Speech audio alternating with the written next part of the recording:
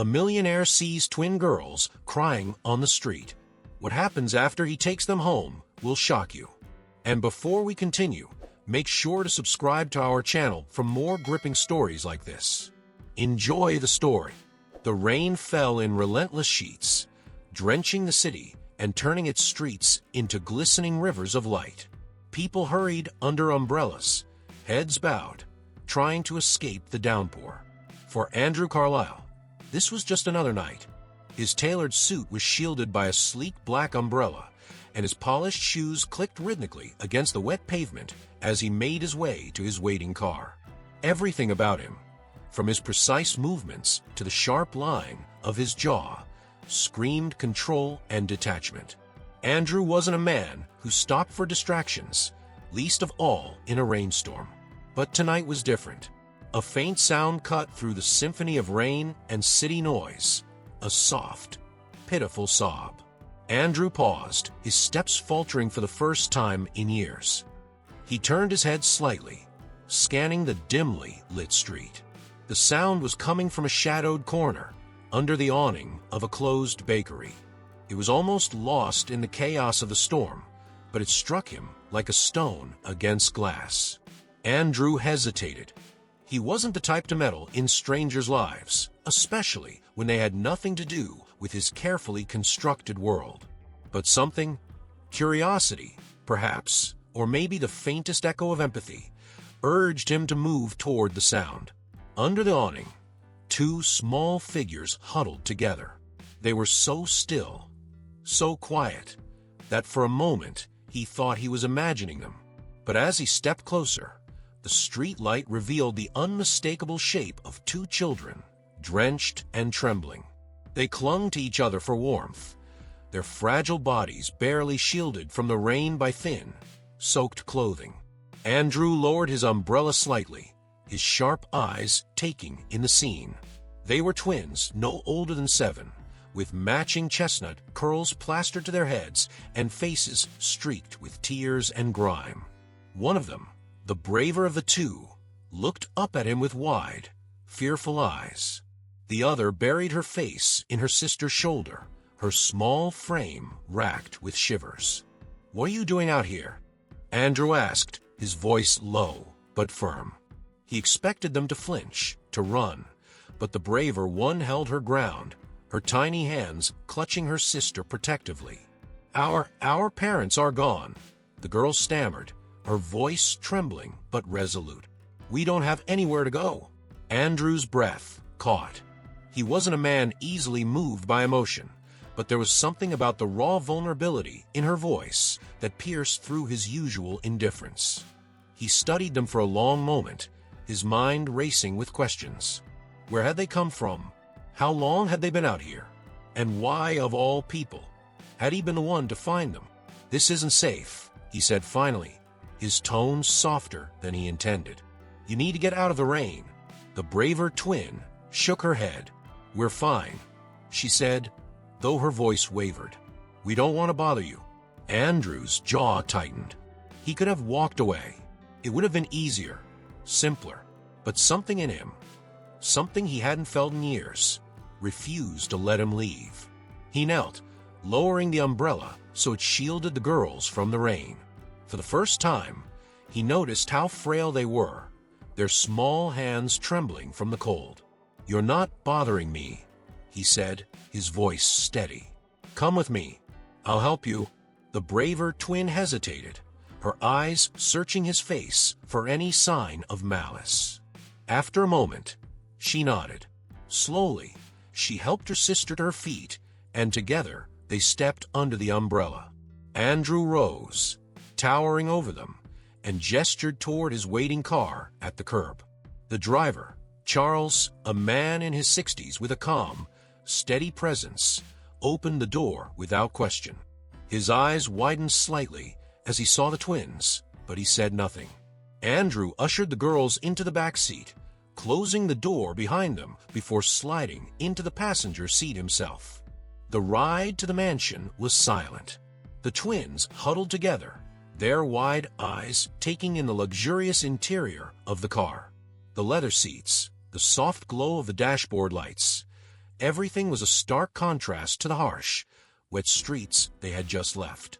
Andrew stole glances at them in the rearview mirror, noting their exhaustion, their fear, and the faint glimmers of relief that crossed their faces. "Where are we going?" the braver twin asked finally, her voice barely above a whisper. "To my home," Andrew replied. "You'll be safe there." The quieter twin, who hadn't spoken a word, clutched her sister's hand tightly. "Thank you," she whispered, her voice so soft it was almost lost in the hum of the car. Andrew didn't respond. He stared out the window, his thoughts a whirlwind of confusion and unease. He didn't know why he was doing this, why he, of all people, had decided to help. But as the city lights faded into the darkness of countryside, he couldn't shake the feeling that this moment, this choice, would change his life in ways he couldn't yet imagine. The car pulled up to the mansion, its towering gates opening to reveal sprawling gardens and a grand facade bathed in warm light. The twins stared, their faces filled with wonder and trepidation. For Andrew, this was just home, a fortress of solitude he had built to keep the world at bay. But tonight, it felt different. He led the girls inside, the warmth of the mansion enveloping them like a blanket. The marble floors gleamed under the soft glow of chandeliers, and the air smelled faintly of wood polish and fresh flowers. Mrs. Harris, the housekeeper, appeared in the doorway, her expression a mix of surprise and concern. "Mr. Carlyle," she began, her gaze shifting to the girls. "They'll be staying here," Andrew said, his tone leaving no room for argument. "Make sure they're fed and cleaned up. They've been through enough." Mrs. Harris nodded, her sharp eyes softening as she took in the twins' bedraggled appearance. "Of course, sir. Come along, dears." The girls hesitated, glancing back at Andrew as if unsure whether to trust this new reality. He gave them a small nod, and they followed Mrs. Harris up the grand staircase. Andrew watched them go, a strange heaviness settling in his chest. He didn't know what lay ahead, what stories these girls carried, what truths they might reveal. All he knew was that, for the first time in years, his carefully ordered life had been disrupted, and he couldn't bring himself to regret it. That night, as the rain continued to fall outside, Andrew sat alone in the grand living room, staring into the flickering flames of the fireplace. The twins' faces haunted him, their wide, fearful eyes, their trembling hands. He didn't know who they were or where they had come from, but he knew one thing. They had entered his life for a reason, and whatever that reason was, he was determined to find it. The morning light filtered softly through the mansion's towering windows, casting golden streaks across the polished marble floors. For Andrew Carlyle, mornings were usually a ritual of control, a perfectly timed coffee, a glance at his financial reports, and a day meticulously planned to the minute. But today was different. Today, the echoes of a rainy night and two fragile voices clung to him like a haunting melody he couldn't shake. Upstairs, the twins stirred awake in a room that felt like a palace to them. The bed they shared was enormous, covered in crisp white sheets and an impossibly soft duvet. The ceiling arched high above them, adorned with delicate crown moldings that seemed to whisper of lives far removed from their own. The braver twin, Anna, was the first to sit up, her chestnut curls still slightly damp from the night before. Her sister, Lily, lay curled beside her, holding tightly to the corner of the duvet as though it might vanish if she let go. "Do you think we're safe here?" Lily asked, her voice barely above a whisper. Anna hesitated, glancing around the room. The soft light, the warmth, the faint scent of lavender, it all felt unreal, like a dream they might wake from at any moment. "I don't know," she admitted, her voice steady but tinged with uncertainty. "But it's better than out there." Before Lily could respond, there was a soft knock at the door. The handle turned, and Mrs. Harris entered, her presence both commanding and kind. She carried a tray with 2 steaming mugs of hot chocolate and plates of buttered toast. "Good morning, girls," she said, her voice gentle but firm. "I thought you might be hungry." Anna and Lily sat up straighter, their wide eyes fixed on the tray. They nodded hesitantly, and Mrs. Harris set the tray on the bedside table. She didn't press them to speak, instead busying herself with straightening the room. As she worked, she stole glances at the twins. Their small frames, their cautious movements, their wide, searching eyes. They tugged at something deep within her. She'd worked for Mr. Carlyle for nearly 2 decades, and she had seen many things in this house, but never children. Certainly not like these. "Once you've finished," Mrs. Harris said, breaking the silence, "I'll show you where you can get cleaned up. There are fresh clothes waiting for you." Lily looked at Anna, who gave her a small nod of reassurance. "Thank you," Anna said quietly, her voice more confident than it had been the night before. Meanwhile, downstairs, Andrew sat in the dining room, sipping his coffee and staring out the window. The sprawling garden stretched out before him, a picture of serenity, but his thoughts were anything but calm. He had spent the night pacing his study, replaying the events of the previous evening in his mind. The twins' faces haunted him, their fear, their vulnerability, their quiet strength. They reminded him of something, though he couldn't quite put his finger on it. "Good morning, sir," Charles said as he entered the room, carrying a stack of letters and a tablet with the day's agenda. He placed them on the table and stood at attention, his usual calm demeanor slightly strained. "Morning," Andrew replied, his tone clipped. "Anything urgent?" Charles hesitated. "Nothing pressing, but if I may, sir, what do you plan to do about the girls?" Andrew set his coffee cup down with a soft clink, his jaw tightening. "I haven't decided yet." Charles nodded, sensing the end of the conversation, and left the room. But Andrew's thoughts didn't leave him. The question lingered, gnawing at the edges of his carefully constructed walls. He prided himself on being a man of action, a man who always knew what to do. But this was uncharted territory. An hour later, the twins stood awkwardly in the foyer, freshly bathed and dressed in simple but comfortable clothes that Mrs. Harris had found for them. Andrew approached them, his tall frame and sharp features making him appear almost intimidating, but his voice, when he spoke, was softer than usual. "Have you eaten?" he asked, glancing at Mrs. Harris, who nodded in confirmation. "Yes, sir," Anna replied, her chin lifting slightly as though trying to match his confidence. Lily stayed close to her side, her small hand gripping Anna's tightly. "Good," Andrew said. He paused, studying them for a moment. "I need to know more about what happened, where you came from, why you were out there." Anna glanced at Lily, then back at Andrew. Her lips pressed into a thin line, as if she were trying to decide how much to say. "Our parents," she began, her voice faltering. "They're gone. We've been staying with people, but they weren't kind." Andrew's expression didn't change, but a flicker of something, anger, perhaps, or pity, crossed his eyes. "How long have you been on your own?" Anna shrugged, her small shoulders seeming to bear the weight of the world. "A long time." Andrew's fists clenched at his sides, though he kept his composure. "That's not much of an answer," he said, his voice steady but firm. "Who were these people, and why did they let you go?" Anna hesitated, but Lily spoke up for the first time. Her voice was soft, almost a whisper. "They didn't want us anymore." The words hit Andrew like a blow to the chest.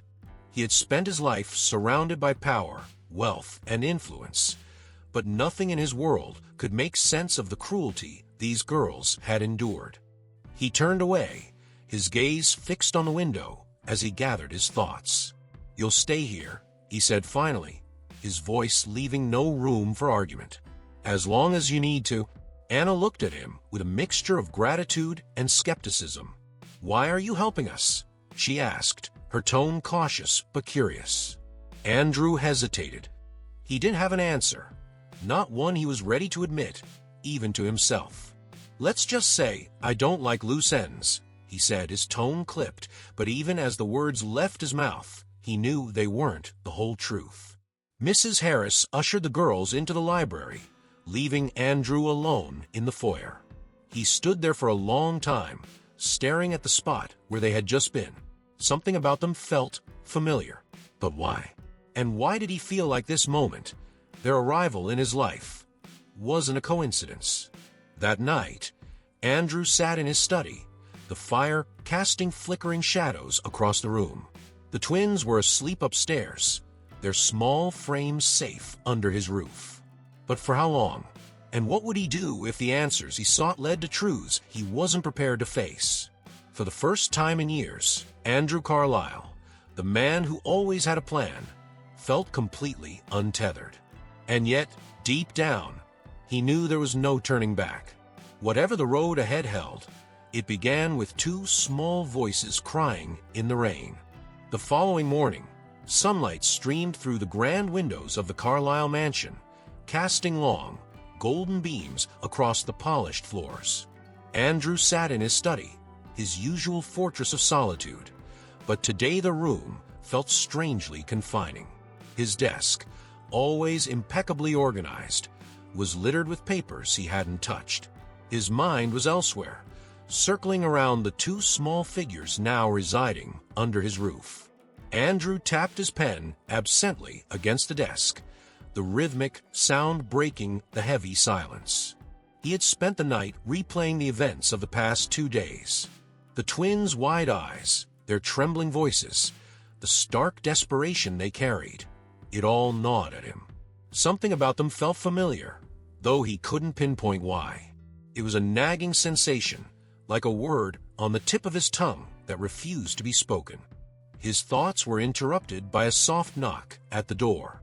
It was Charles, his ever-reliable driver and confidant. "Sir," he said, stepping inside, "the girls are awake. Mrs. Harris is with them in the library." Andrew nodded, but his response was delayed.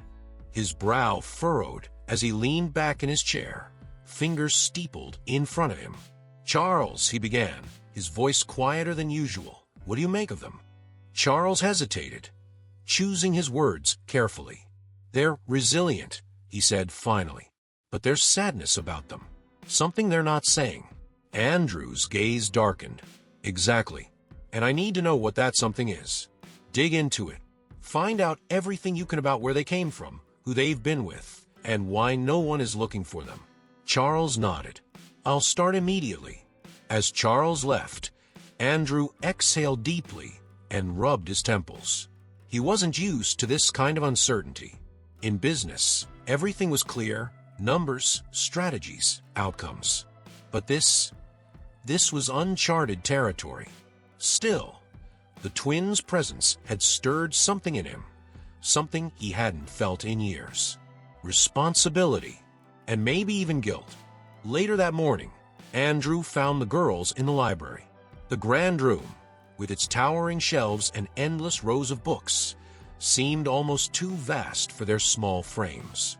Yet they appeared at home there, sitting cross-legged on the floor, flipping through picture books Mrs. Harris had pulled for them. Andrew cleared his throat, and both girls looked up. Lily, the quieter one, quickly lowered her gaze, but Anna met his eyes with a mixture of curiosity and caution. "How are you settling in?" Andrew asked, his tone even, but lacking the warmth of familiarity. "It's nice here," Anna replied. Her voice was steady, but there was a guarded edge to it, as if she didn't quite trust the words coming out of her own mouth. Andrew nodded, his sharp eyes scanning their faces. "I need to ask you something. About your parents." Lily's hand tightened around the book she was holding, and Anna's jaw clenched ever so slightly. "Why?" Anna asked, her voice defiant despite her small stature. "Because I need to understand," Andrew said. "I need to know what happened to you, and why no one came looking for you." Anna hesitated, glancing at Lily. Her sister gave a small nod, and Anna took a deep breath. "Our parents left us a long time ago," she began. Her voice was steady, but her words were laced with pain. We don't know why. They just disappeared. We stayed with different people, but none of them wanted us. Andrew's chest tightened. The bluntness of her words, the raw truth of their abandonment, was like a punch to the gut. And the people you stayed with, did they hurt you? He asked, his voice quieter now. Anna didn't answer immediately, but her silence spoke volumes. Lily, who had remained silent until now, suddenly spoke up, her voice barely above a whisper. They didn't care about us. They just wanted the money. Andrew frowned. What money? They got paid to take us in, Anna explained, but they didn't use it for us. They didn't care if we ate or if we were warm. When the money stopped coming, they sent us away. Andrew's fists clenched at his sides. He had spent his life surrounded by wealth, by people who would do anything for a price. But hearing how that same system had been weaponized against two innocent children filled him with a fury he hadn't expected. Do you remember anything about your parents? He asked, his voice softer now. Anything all? Anna shook her head, but Lily surprised them both by speaking. Mom used to wear a necklace, she said, her small fingers reaching for her own throat as if to mimic the gesture. A gold locket. She said it was important. Andrew's eyes narrowed. A locket? Lily nodded. She gave it to us before she left. Anna keeps it safe. Anna shot her sister a sharp look, but reached into her pocket and pulled out a small, delicate locket. She handed it to Andrew reluctantly, her eyes watching his every move. Andrew opened the locket, revealing a tiny photograph inside. His breath caught. The man in the photo. He looked eerily familiar. The sharp jawline, the piercing eyes. It was like looking into a mirror from years ago. His hand trembled slightly as he closed the locket and handed it back to Anna. Where did she say she got this? He asked, his voice barely above a whisper. She said it was from someone important, Anna replied. Someone we were supposed to find. Andrew's mind raced. This wasn't a coincidence. The resemblance was too striking, the timing too perfect. But the idea was absurd, impossible, wasn't it? He pushed the thought away, unwilling to entertain it further. Not yet. The conversation ended, but the weight of it lingered. That night, as the twins slept upstairs, Andrew sat in his study, staring at the fire. The locket's image burned in his mind, the man's face a ghost from a past he thought he'd left behind. Who were these girls really? And why did he feel like the answer was buried somewhere in his own life? For the first time in years, Andrew felt the walls of his carefully controlled world begin to crack, and he couldn't shake the feeling that what lay on the other side would change everything. The next morning dawned gray and somber, a thick layer of clouds obscuring the sun. The mansion's sprawling gardens seemed quieter than usual, the usual hum of birds and rustling leaves muted under the heavy sky. Andrew sat at the long dining table, his coffee untouched, his mind a swirl of questions he couldn't escape. The locket from the night before lay in front of him, its tiny clasp glinting in the dim light. He hadn't slept. Instead, he'd spent the night pacing his study, replaying the twins' words over and over in his head. Charles entered the room, carrying a small stack of documents and wearing the calm, unreadable expression that Andrew had come to rely on. "Sir," he began, placing the papers on the table, "I've started looking into the girl's past as you requested. It's complicated." Andrew raised an eyebrow. "Complicated how?" Charles hesitated. "There's very little information to go on. No formal records of their parents, no documented custody arrangements, and no consistent addresses. It's as if they've been erased." Andrew's jaw tightened. "That's not possible. Someone always leaves a trail." "Not in this case," Charles replied, his tone measured. "Whoever their parents were, they went to great lengths to stay hidden." But he paused, his gaze flickering to the locket on the table. "That locket might be the key. I'd suggest looking into it further." Andrew nodded, his expression unreadable. "Do it. Whatever it takes." Charles inclined his head and left the room, leaving Andrew alone with his thoughts. His gaze fell back to the locket, and for the first time, he allowed himself to wonder, really wonder, if the man in the photograph could somehow be connected to him. The resemblance was undeniable, but the implications were too large, too chaotic, for him to process all at once. Later that morning, Andrew found the twins in the conservatory, a sunlit room filled with exotic plants and comfortable chairs. Mrs. Harris sat nearby, knitting quietly as the girls played with a deck of cards she had given them. They looked up when Andrew entered, their faces cautious but curious. "Anna Lily," he began, his tone softer than usual. "I need to ask you some more questions. Is that all right?" Anna nodded slowly, her protective instincts kicking in as she placed herself slightly in front of Lily. "What do you want to know?" Andrew knelt to their level, his gaze steady. "Your mother. Did she ever tell you why she left? Or where your father was?" The girls exchanged a glance, and for a moment, Andrew thought they wouldn't answer. But then Lily spoke, her voice barely above a whisper. "She said she was trying to keep us safe." "Safe from what?" Andrew pressed gently. Lily hesitated, her small hands fidgeting with the hem of her dress. "She didn't say. Just that bad people were looking for her. For us." Andrew's chest tightened. He had expected something like this, but hearing it confirmed sent a chill through him. "And your father?" he asked, his voice steady. "Did she ever talk about him?" Anna shook her head. "She just said he was important, that he'd protect us if we ever found him." The weight of her words settled heavily in the room. Andrew's mind raced. If what the girls were saying was true, then their mother had been on the run, hiding from something or someone. But why? And why had she left the locket with them, knowing it might lead to him? Before he could ask more, Charles appeared in the doorway, his expression unusually tense. "Sir, I need to speak with you. Privately."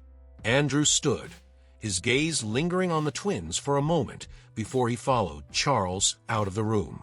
They walked to the study, and as soon as the door closed, Charles handed him a file. "I found something," Charles said, his voice low.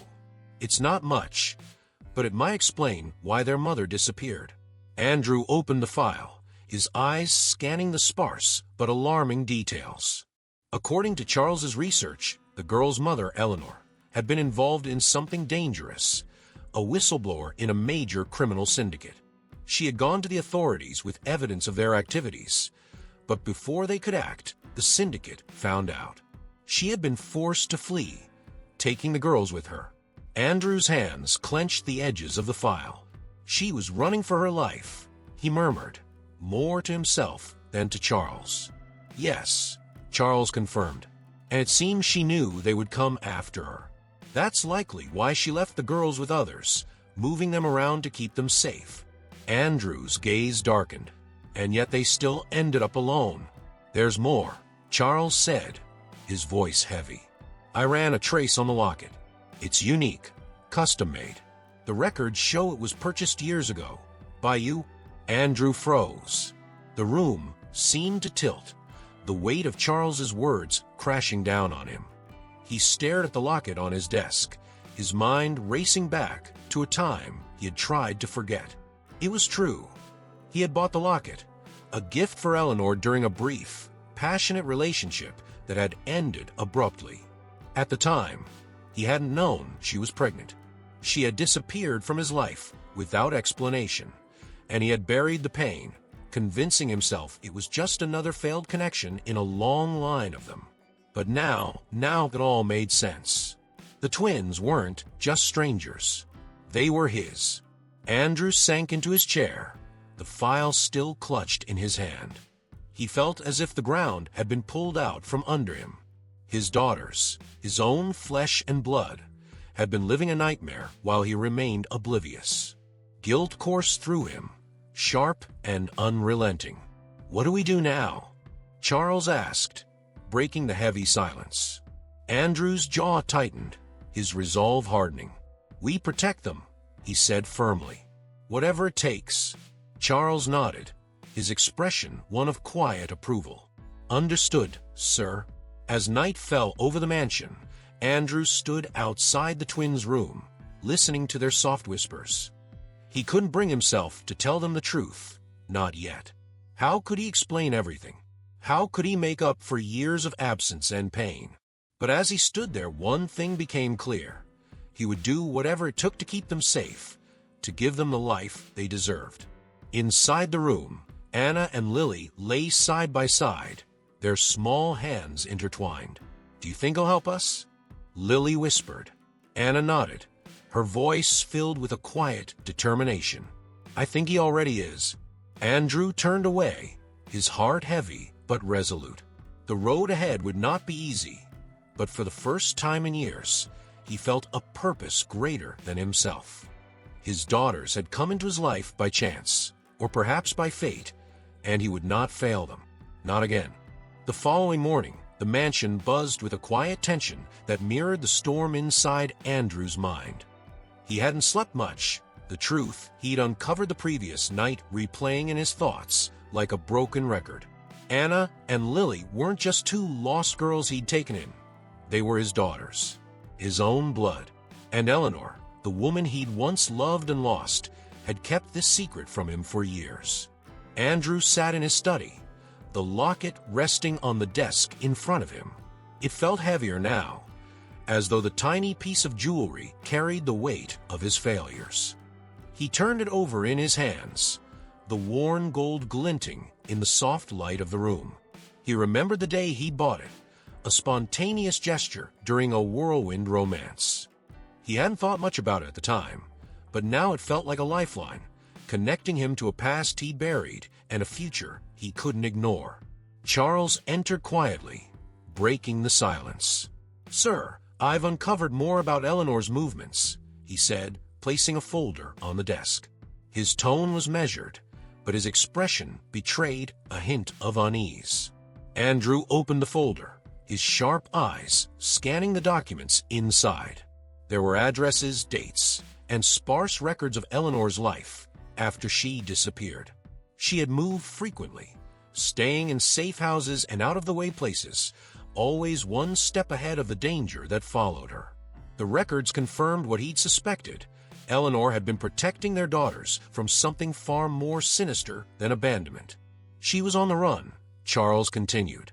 The syndicate she exposed was relentless. They didn't just want to silence her. They wanted to erase her. And it seems she sacrificed everything to keep the girls out of their reach. Andrew's hands tightened around the edges of the folder. "And now they're here," he said, his voice low and taut. "Which means they're still in danger." Charles nodded. "It's possible, but I've already increased security. No one gets near this house without your approval." Andrew's jaw clenched. It wasn't enough. The walls he'd built around his life had been strong, but now they felt fragile, as though the shadows of Eleanor's past were creeping closer with every passing moment. He couldn't afford to take chances, not with the girls' lives at stake. As the morning unfolded, Andrew found himself drawn to the twins. They were in the library again, flipping through picture books under Mrs. Harris's watchful eye. He stood in the doorway for a moment, studying them. Anna's brow furrowed in concentration as she read aloud to Lily, who listened intently, her small hands clutching the edges of the book. They seemed so ordinary, so innocent, yet the weight of their past hung over them like a cloud. "Mr. Carlyle," Mrs. Harris said, noticing him. "The girls have been quite engrossed in the books this morning." Andrew stepped into the room, his presence immediately drawing the girls' attention. Anna looked up, her expression cautious but curious, while Lily offered a shy smile. Andrew sat down across from them, his tall frame dwarfing the small table they were gathered around. "I need to ask you something," he began, his voice steady but gentler than usual. "About your mother." Anna's expression shifted, her guard going up. "What about her?" Andrew hesitated, choosing his words carefully. "She did everything she could to protect you. But I need to understand, did she ever tell you why she was running? Or who she was running from?" Anna exchanged a glance with Lily, who seemed content to let her sister speak. She said there were bad people after her, Anna said finally, that they wanted to hurt her. And us. Andrew nodded. Did she ever say anything about your father? Anna's eyes narrowed slightly. She said he was important, that he'd help us if we ever found him. Andrew's chest tightened. The words struck a nerve, echoing the guilt that had been building since he'd learned the truth. And the locket, he said, gesturing toward it. She gave it to you to remember him. Lily, who had been quiet until now, nodded. She said it would help us find him. She said he was a good man. Andrew's throat tightened. He wanted to tell them the truth, to explain everything, but the words felt stuck, as though saying them aloud would make the situation even more real. Instead, he reached for the locket and placed it gently in Lily's hand. It's yours, he said. Keep it safe. The girls nodded, their small hands closing around the locket as though it were a treasure. Andrew watched them for a moment longer before standing. He left the library without another word, his chest heavy with the weight of what he couldn't say. That evening, as the twins played in the garden, Andrew sat in his study, staring out the window. The setting sun bathed the estate in a warm, golden light, but his thoughts were far from peaceful. He replayed the girls' words in his mind, the faint hope in their voices when they spoke of their father. They didn't know he was sitting just a few rooms away, wrestling with the guilt of years lost. A knock at the door broke his reverie. Charles entered, his expression more serious than usual. "Sir, there's been a development," he said. "One of my contacts found something. It's troubling." Andrew's heart sank. "What is it?" Charles handed him a slim envelope. A message. It was delivered anonymously to one of Eleanor's old safe houses. Andrew opened the envelope, his sharp eyes scanning the note inside. The message was simple but chilling. "We know where they are." Andrew's jaw tightened, the weight of the words pressing down on him like a vice. He rose from his chair, his tall frame casting a long shadow across the room. "Double the security," he said, his voice cold and commanding. "And prepare for anything." Charles nodded. "Understood." As the door closed behind him, Andrew turned back to the window. In the distance, he could see Anna and Lily laughing, their voices carrying on the evening breeze. For a moment, he allowed himself to feel the faintest flicker of hope. They didn't know what danger lurked in the shadows, and he was determined to keep it that way. But deep down, he knew this wasn't over. The locket, the twins, Eleanor's past, it was all connected. And the storm that was coming would test him in ways he hadn't imagined. But for the first time in years, Andrew Carlyle felt something stronger than fear. He felt purpose. And he would do whatever it took to protect his daughters, no matter the cost. The air in the mansion felt heavier the next morning, as if the looming threat had seeped into its very walls. Andrew was no stranger to tension, but this was different. This wasn't about a deal falling through or rivals vying for control in his world of business. This was personal. This was about two little girls upstairs who didn't yet know that their lives, and his, were hanging by a thread. Andrew stood in the grand foyer, staring at the locket in his hand. He had spent the night turning it over, studying its every detail. The delicate engraving, the worn gold edges. It wasn't just a piece of jewelry. It was a symbol of everything Eleanor had sacrificed, of everything he had missed. The man in the photo still stared back at him, an undeniable reflection of himself. How had he been so blind? Mrs. Harris appeared at the top of the staircase, her steps quiet but deliberate. She carried a tray with the twins' breakfast, a faint smile softening her otherwise stern demeanor. "They're still adjusting," she said, her voice low but kind. "But they're strong. You can see it in their eyes." Andrew nodded, though his gaze remained fixed on the locket.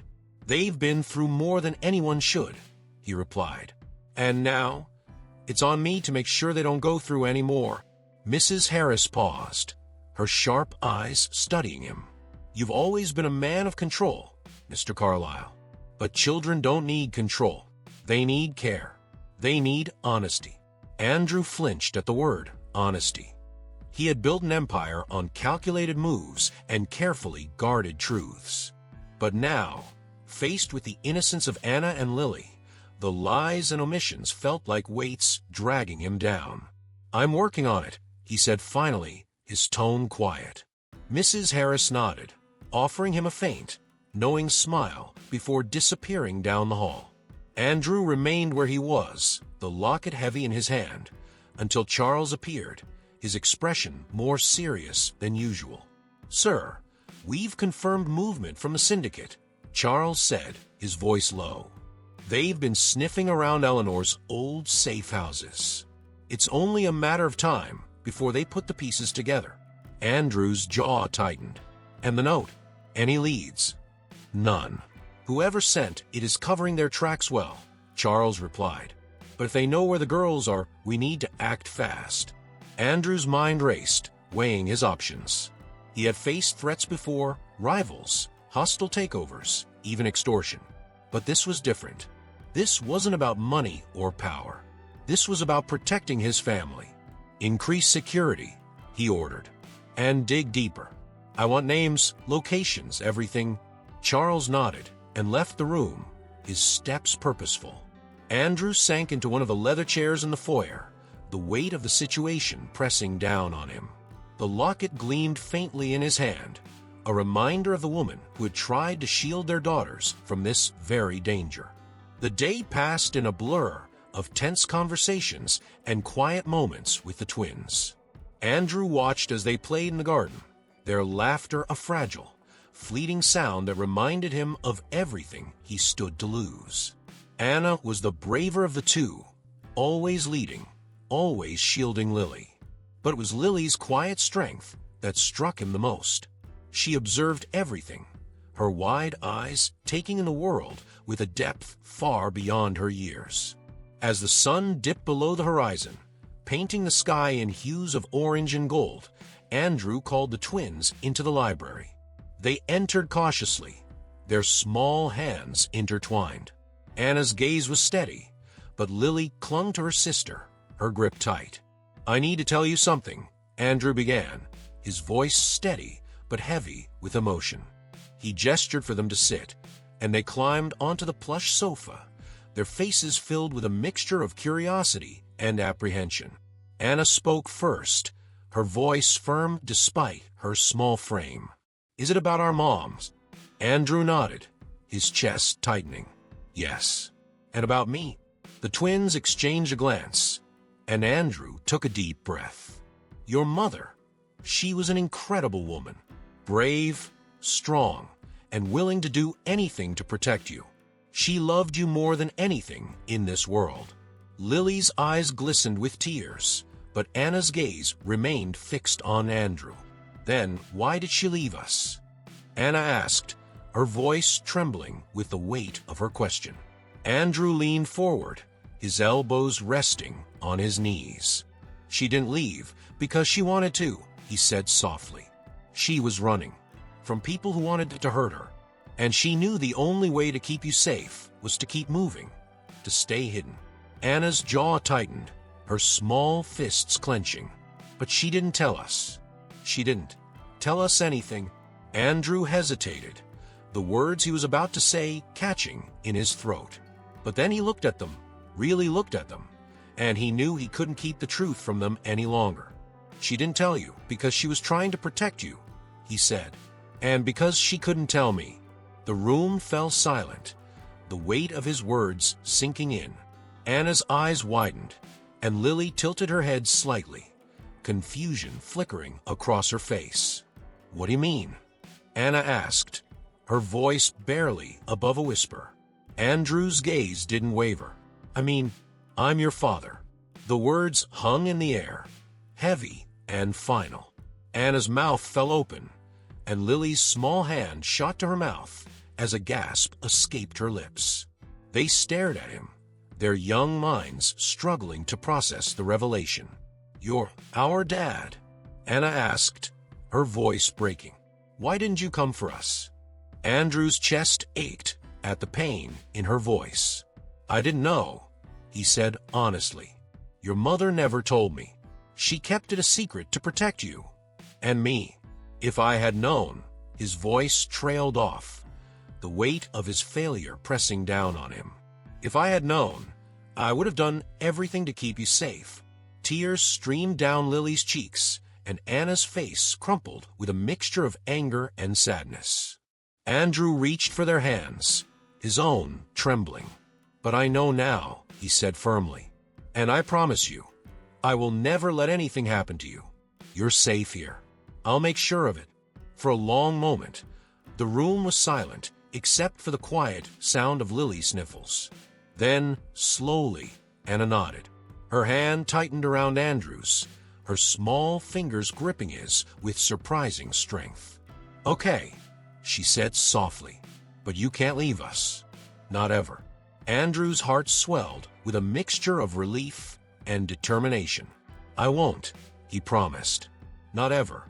That night, as the twins slept upstairs, Andrew stood by the window of his study, staring out at the darkened estate. The truth was out now, and though the road ahead would be fraught with challenges, he felt a sense of clarity he hadn't known in years. The storm wasn't over, but for the first time, he felt ready to face it. He wouldn't let Eleanor's sacrifice be in vain, and he wouldn't fail his daughters again. The car cut through the misty dawn like a blade, its engine purring softly as it sped toward the remote cabin. Andrew sat in the back, his fingers drumming against his knee. The usual calm control he exuded was cracking under the weight of what lay ahead. Beside him, Charles remained composed, his keen eyes scanning the road ahead for any signs of trouble. The tension between them was palpable. "Sir," Charles began, breaking the silence, "I've received reports that Victor Reyes is nearby. It's possible he knows about the cabin." Andrew's jaw tightened. The name Victor Reyes was already burned into his mind, a high-ranking enforcer for the syndicate, known for his cunning and brutality. He wasn't just another foot soldier. He was someone who enjoyed the hunt, someone who made his targets feel trapped before delivering a final blow. "Do we have eyes on him?" Andrew asked, his voice cold and sharp. "Not yet," Charles replied, "but his men have been spotted moving in the same direction. It's only a matter of time." Andrew leaned back in his seat, his mind racing. He wasn't afraid for himself, he never had been, but the thought of Victor getting anywhere near Anna and Lily made his stomach churn. He couldn't fail them. Not now. The cabin was eerily quiet when they arrived. The surrounding woods were dense, the towering trees casting long, menacing shadows across the ground. Andrew stepped out of the car, his senses on high alert. The air was cool and damp, carrying the faint scent of moss and earth. "We're clear for now," one of the guards reported, his voice low. "No movement in the perimeter." Andrew nodded, but the unease in his chest didn't dissipate. He followed Charles and the security team into the cabin, the floorboards creaking under their weight. Inside, the air was stale, the small space illuminated by beams of sunlight breaking through the dusty windows. Charles immediately moved to fireplace, prying up the loose floorboards to reveal a small metal box hidden beneath. Andrew watched as Charles opened it, revealing the evidence Eleanor had risked everything to protect. Documents, photographs, and a flash drive lay neatly inside, each item meticulously labeled. "This is it," Charles said, his voice steady but laced with tension. "We need to move." Before Andrew could respond, a sharp sound from outside made everyone freeze. A twig snapping. The guards exchanged glances, their hands instinctively moving to their weapons. "Stay here," Andrew ordered Charles, his voice low and commanding. "Protect the evidence." Charles hesitated. "Sir, if it's Reyes—" "I know," Andrew interrupted. "Just get the evidence out of here. I'll handle the rest." Charles gave a reluctant nod, clutching the box tightly as he moved toward the back exit. Andrew stepped outside, his eyes scanning the tree line. The air felt heavier now, every shadow seeming to shift and stretch with intent. Then he saw them. A group of men emerged from the woods, their movements deliberate and calculated. At their center was Victor Reyes, his sharp features illuminated by a sliver of sunlight breaking through the canopy. He wore a faint smirk, his confidence palpable as his gaze locked onto Andrew. "Well, well," Victor said, his voice smooth and mocking. "Andrew Carlyle, out here playing hero. Didn't expect to find you in the middle of nowhere." Andrew stepped forward, his shoulders squared. "You've been following ghosts, Reyes," he said coolly. "There's nothing here for you." Victor chuckled, the sound cold and devoid of humor. "Oh? I think there is. You've got something that belongs to us. Hand it over, and maybe I won't burn this place to the ground." Andrew's jaw tightened, but he didn't flinch. "You don't scare me, Reyes, and you'll never touch my family." Victor's smirk faded, his expression hardening. "You think you can stop us? You're just one man." Andrew's lips curled into a faint smile. "No, but I'm the wrong man to cross." At that moment, the sound of vehicles approaching filled the air. Victor's men turned, their confidence faltering as a convoy of SUVs appeared on the horizon. Andrew's backup had arrived, more guards, heavily armed and ready for a fight. Victor's gaze flickered with frustration, but he quickly masked it. "This isn't over, Carlyle," he said, his voice dripping with menace. "You can't protect them forever." Andrew took a step closer, his eyes blazing with determination. "You'll never get close enough to try." Victor hesitated, his men looking to him for direction. After a tense moment, he gestured for them to retreat. "Until next time," he said, his tone laced with mockery. Andrew watched as they disappeared into the woods, his body tense until the last shadow faded. Only then did he allow himself to exhale. Charles emerged from the cabin moments later, the box still in his possession. "It's safe," Charles said, his voice steady. Andrew nodded, his gaze still fixed on the tree line. For now. The drive back to the mansion was quiet, the adrenaline fading to exhaustion. Andrew stared out the window, his thoughts on Anna and Lily. They had been through so much, and now, finally, the evidence Eleanor had gathered would bring an end to the syndicate's reign of terror. But even as relief crept in, Andrew knew this wasn't truly over. Not yet. When they arrived, the twins were waiting for him in the living room, their faces lighting up as he walked through the door. Anna ran to him, her arms wrapping tightly around his waist, while Lily clung to his side. "Dad, you're back," Anna exclaimed, her voice filled with relief. Andrew knelt, pulling them both into a tight embrace. "I told you I'd come back," he said softly, "and I always will." As the night deepened, Andrew sat by the fireplace, the twins curled up beside him. The shadows of the past had finally begun to lift, and for the first time, he allowed himself to hope. Eleanor's sacrifice had not been in vain, and his daughters were safe for now. But Andrew knew one thing for certain. Whatever challenges lay ahead, he would face them. Because Anna and Lily weren't just his responsibility. They were his redemption, and he would never let them go. The mansion stood in quiet defiance against the night, its grand facade bathed in soft moonlight. Inside, Andrew sat in his study, the weight of the day pressing down on him. The evidence Eleanor had gathered was now in the hands of the authorities, and Victor Reyes's retreat earlier had bought them time. But Andrew knew better than to believe the fight was over. Victor wasn't the type to walk away for good. His thoughts were interrupted by a soft knock at the door. It was Charles, his expression unusually tired but relieved. "Sir, I've just received confirmation. The authorities are moving on the syndicate. They've already detained several key players." Andrew leaned back in his chair, his shoulders relaxing slightly. "And Reyes?" Gone, Charles replied. No trace of him yet, but with the organization crumbling, he won't have many places to hide. Andrew nodded, though the mention of Victor still left a bitter taste in his mouth. He had no doubt the man would resurface one day. But for now, the immediate threat to Anna and Lily was over. For the first time in weeks, he allowed himself to feel a sliver of hope. "Thank you, Charles," Andrew said, his voice quieter than usual. "For everything." Charles inclined his head. "It's my job, sir. But this was different. You did something good, not just for them, but for yourself." Andrew didn't reply, but the words stayed with him long after Charles left the room. The next morning, the mansion was alive with a sense of renewal.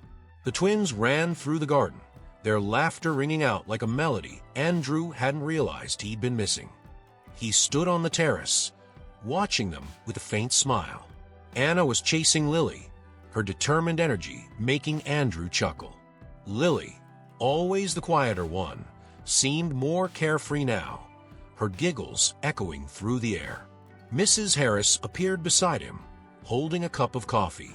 "They've changed you, Mr. Carlyle," she said, her tone warm but teasing. "I barely recognize the man who used to bark orders about every detail of this house." Andrew smiled faintly, his gaze never leaving the twins. "They've reminded me what's important," he admitted, "and that I have a lot to make up for." Mrs. Harris nodded. "You're doing well. They're happy. Safe. That's what matters." As Mrs. Harris left, Anna and Lily ran up to Andrew, their faces flushed with excitement. Anna held a small bouquet of flowers she had picked, her smile wide and proud. "For you, Dad," she exclaimed, thrusting the bouquet into his hands. Andrew knelt, accepting the flowers with a rare, genuine smile. "Thank you," he said, his voice softer than usual. "They're perfect." Lily tugged on his sleeve, her wide eyes searching his face. "Are the bad people gone now?" she asked, her voice quiet but steady. Andrew hesitated, then nodded. "For now," he said honestly. "But I promise you, I'll always protect you, no matter what." Lily nodded, her small hand slipping into his. "Okay?" Anna grinned. "Does this mean we can stay here forever?" Andrew's chest tightened at the question, but he didn't hesitate. "Yes," he said firmly. "This is your home now, always." The twins' faces lit up, and they hugged him tightly. Andrew wrapped his arms around them, the warmth of their trust filling a space in his heart he hadn't realized was empty. That evening, Andrew sat by the fireplace, a glass of whiskey in his hand.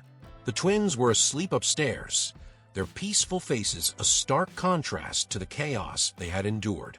He stared into the flames, his thoughts drifting to Eleanor. Her sacrifice had been immense, and though he would never have the chance to thank her, he silently vowed to honor her memory by giving Anna and Lily the life she had wanted for them. Charles entered quietly, carrying a folder. "Sir, the authorities have dismantled most of the syndicate's operations. It'll take years for them to recover, if they ever do." Andrew nodded. "And Reyes?" "Still at large," Charles admitted.